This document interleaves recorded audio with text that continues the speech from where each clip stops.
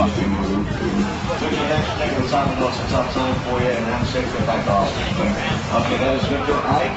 Coming up next, we'll continue our interviews from our meeting in the final 39-37. Colorado over Texas. You're listening to the Texas Longhorn Sports Network. I don't know if it was Confucius that said it. Someone, one of those guys, said the journey of 1,000 miles begins with a vicious ass raping at airport security. And they were right. That's why I'm wearing a suit tonight, so I didn't have to fucking pack an extra bag that I had to check to wait in another fucking line that's 48 minutes long. Just pack fucking underwear and socks and wear a suit the whole week and smell bad by Sunday. I don't care. They ramped up, like the ramped up security is all the unnecessary, annoying parts of security that are ramped up. All the bullshit. It was never a fucking security issue. They hijacked planes with butter knives and fucking box cutters. They didn't have a bomb or a gun. They had shit that was okay to have on a plane at the time.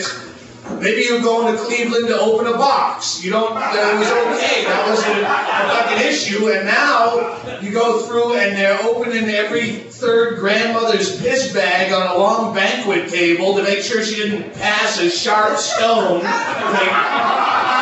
You can't keep knives out of prison, and in prison they look in your ass. How far are you going to go with this project? You're fucking annoying me.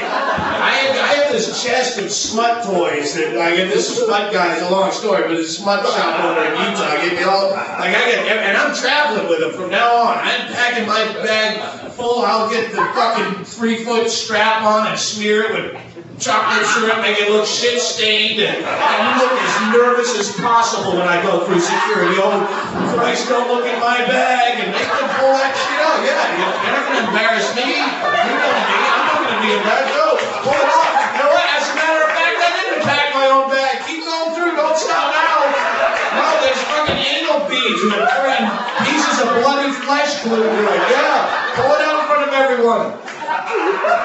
Cheese dick.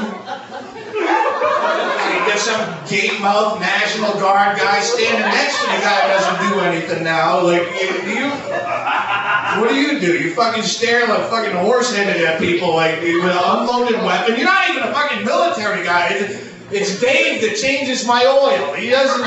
They pulled him off the job to do this. Now I can't get my oil changed till Tuesday. He hasn't done a push-up in 7 years. What's he doing there? Placate idiots and flying again. The people who actually buy the whole fucking story that think they're safe because fucking gate mouth is standing there with his camouflage on. Ooh, safe now. Fucking idiot. My neighbor, I live in a shitty apartment building in West Hollywood, and my neighbor downstairs, and I'm walking out, and she goes, I go, how you doing? And she goes, fine, except I'm scared to open my mail. Because you're a target. Yeah. That's what the terrorists are looking for, is the tired old dyke in 4B. That's the one who's going to break the American spirits. Go ahead, fly. Your National Guard guys waiting, bang. It's just, I would love to be a patriot. I would love to just fall into it and be happy, but everything has a saturation point. Even if I was for it initially, which I wasn't, I would still like fucking Mambo No. 5 or Tom Hanks. You get sick of it, and it's just too much. Sorry if I'm not wearing my NYPD hat out of respect for the fallen heroes, but you know what? A year and a half ago, I wasn't wearing a plunger handle in my ass and a holding cell to represent that same force either.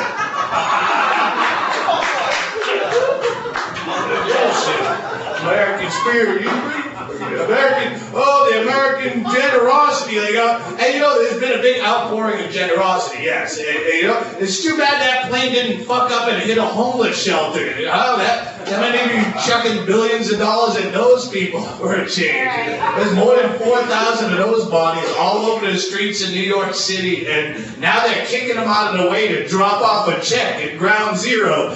Peter Stinky, I'm trying to be charitable here. Out of my way, you fucking hobo Dan. I'm trying to show my American love. dropping fucking yellow packets of freeze-dried beefaroni on Afghanistan starving people. They call it a humanitarian aid. No, it's not a bribe. It's not propaganda. No, it's humanitarian because we're good Americans. You know, we were like, how is it Alex Jones would give me the correct figures? I just throw out fucking bad facts because I'm a comic. I'm not culpable, but 43 million we gave to the Taliban to fight the war on drugs a couple of years ago. Is that right? 132 million to fight the war on drugs. The same people were starving back then, but more important to save us from, protect us from the threat of staying up late with a nosebleed and a soft cock. That was more important than all those people who were starving. Fuck you. George Bush asked us to go back to our normal ways of life and go back to what we were doing before. So I've gone back to thinking that George Bush is a soft-headed tit that's dangerously incompetent. I'm just glad he's not really in control of this country, or then it'd be really scary. We've been putting puppet leaders in third world countries for decades, and funny we finally done it to ourselves, huh? You support your president. We're at war. You don't have to support your president. Why do you have to support your president? What has it been an American quality to blindly follow a leader? What is that? You think they give a fuck what you think at all, ever, once? You think they're in the war room right now going, okay, Putin called, we got the full support of Russia, and China's behind us. Hey, what did Gary and his friends down at the VIP lounge think on this one? Well, they get the flags up, and Hal has his Fuck the Ayatollah t-shirt fresh out of storage, so I guess we have full support all around. Garbage. He's like 2 halftime speeches, and he's 90% approval.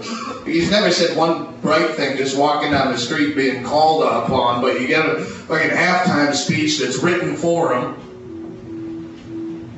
It's all the same shit, you know. Okay, well, we got a great team here, and we got a lot of heart. We're gonna have to get out, and our offense is gonna have to score some points, and our defense is gonna have to tighten up. But I think we can win this one. Woo, 90%. I've been playing that CNN drinking game where you do a shot every time George Bush uses the word evil. Have you done that? I'm a wreck. Double shot for evildoers. Oh my goodness. Why have a speechwriter when you got that stack of Captain America comic books next to the bed? You can just copy on it. Or you're a fucking president or an exorcist. Does that bother anybody that he keeps quoting the Bible in his speeches? Does that step on anyone's last nut? A fucking national day of prayer? Fuck you. This is separation of church and state, which it never was, but at least they have it on paper somewhere. National Day, it's all your stupid bullshit religions that started all this shit in the first place. You want to pray? Pray on your own time, man. You want to help? Grab a shovel and start digging, fuckface, because it looks like your God takes Tuesdays off. Yes, he does. You pray the day before? I bet you did. You pray on the 10th? Didn't do shit, did it? You don't? You fucking cross your fingers and yell jinx while you're at it. I don't think they should teach you religion until you're 18 years old. Just like pornography. Keep it until you're 18, because you'd never buy that shit. If you've never heard of the Bible, none of your friends ever heard of the Bible, you just stumbled across it in a used bookstore today. Well, you jump right on that logic. Well, this sounds good. You're taking a dump. Yeah, logical. This is exactly what I was looking for. All my friends, ain't fun reading life here. So we got a fucking cave and an ark and shit. Yeah. You throw it in the trash, you would. I feel sorry for you. You don't have Jesus in your life. I feel sorry for you. You're 45 years old. You still got a boogeyman living under the bed. Grow up. He was writing letters saying, I forgot the name of my whole story. Are you going to do it? I will, I can. This guy was wearing out, and we went and checked all the names. He wasn't actually the CEO.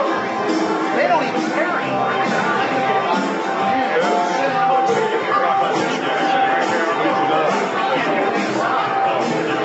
Maybe she doesn't say it ain't true. I mean, they got drunk. Hey, Kevin. Hey, you freaking out the comedian before the show? No, he was asking me about, he was saying it's his whole take that it's, that the government's behind the attack as well. At the bare minimum, they allowed it to happen, but the evidence shows they financed, controlled, orchestrated it, as I said day one, and now it's top story, BBC, French news, Bush orchestrated the entire event. I'd love to see him and Rogan at a table together. Pretty funny. He does the intro. With Coke.